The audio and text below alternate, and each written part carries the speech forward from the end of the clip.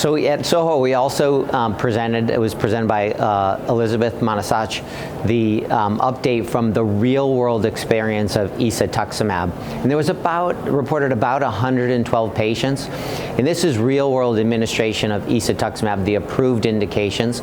So one was based on the ICARIA trial, so it's Isa-Pom-Dex, in the ICARIA trial, which is Isa-KD, Carfilzomib, and Dexamethasone. And what it showed is that, in fact, the patients involved were very similar to the patients that were seen in both the ICARIA and the ICARIA trials.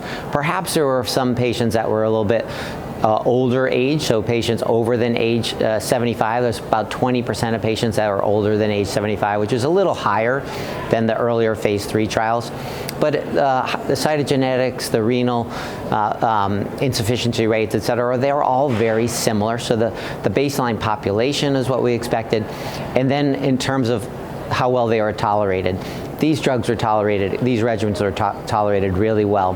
In terms of treatment emergent adverse events that require dose discontinuation, small numbers, so 7% or so in the Isa-Pom-Dex and about 11% in the Isa-KD. And no other signals, safety signals that would, in the real world, suggest that there's different toxicity when implementing these therapies in the real world.